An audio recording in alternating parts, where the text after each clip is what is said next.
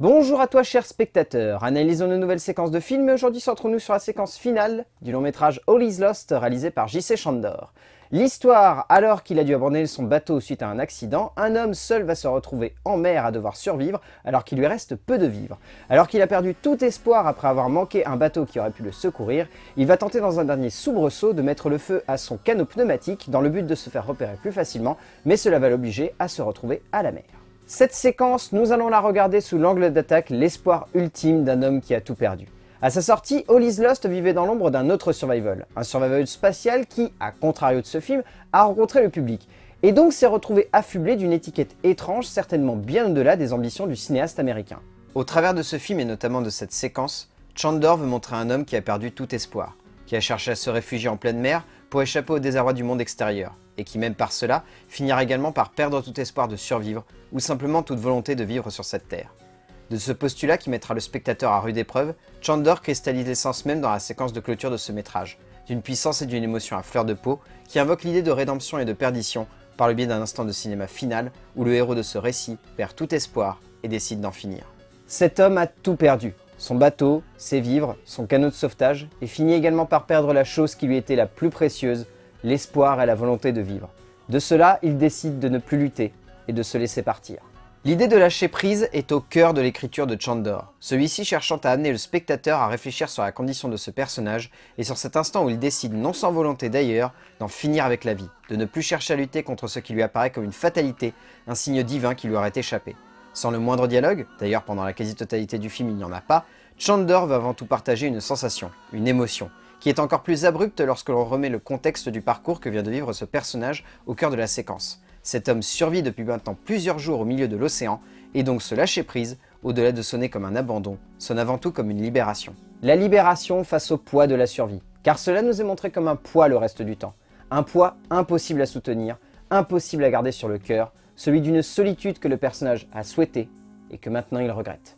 Tout le film tourne autour de cette idée que le personnage a désiré cette solitude, et que c'est par cela que malheureusement, il devra accepter de laisser aller et de ne plus se raccrocher à celle-ci. Car au final, le but de cette séquence est d'amener le personnage à reconnaître qu'il a cherché à être seul, et que c'est uniquement de sa faute s'il est dans cette situation.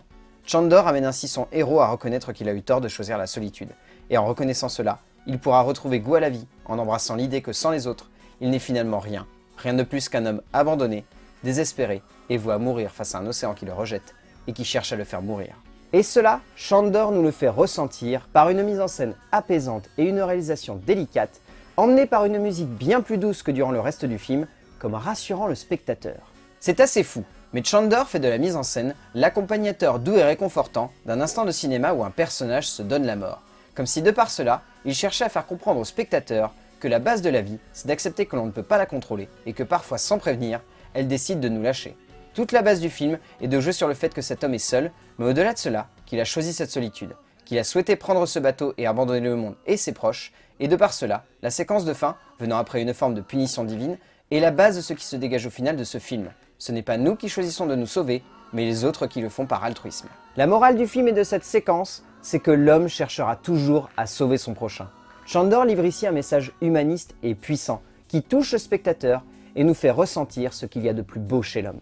Toute la séquence se base là-dessus, sur l'homme et son humanité. Une humanité qui le pousse à perdre espoir parfois, à perdre toute volonté non seulement de survivre, mais avant tout de comprendre les autres, et c'est ce qui arrive à cet homme. Il a choisi de ne plus comprendre les autres.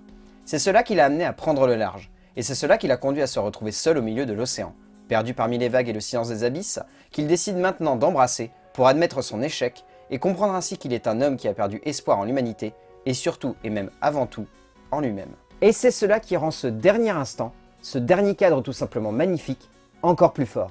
Cette sensation que le cinéaste américain cherche à cristalliser la renaissance d'un homme qui a compris son prochain et qui arrêtera de perdre foi en l'humanité. Chandor est un cinéaste qui a toujours aimé montrer des hommes et des femmes dépassés par ce qui leur arrive.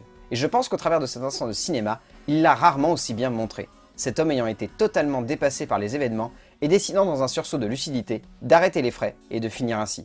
De ce plan de lui sombrant dans l'eau, il se dégage un apaisement fort, renforcé par la suite dans cet instant où un bateau surgit du cadre et que cet halo de lumière aveuglant le spectateur vienne l'idée de survie, l'idée de vie, la possibilité de ne pas être totalement seul et que finalement, l'être humain sera toujours là, pour sauver son prochain. Vous l'aurez compris donc, cette séquence est avant tout la renaissance d'un homme qui reprend foi en l'humanité après lui avoir tourné le dos. Comme d'habitude, je vous invite à regarder cette séquence pour vous faire votre propre avis et pourquoi pas votre propre analyse. On se retrouvera très vite pour analyser une nouvelle séquence de film, et d'ici là, regardez un petit peu plus loin que ce qu'on essaie simplement de vous montrer au cinéma.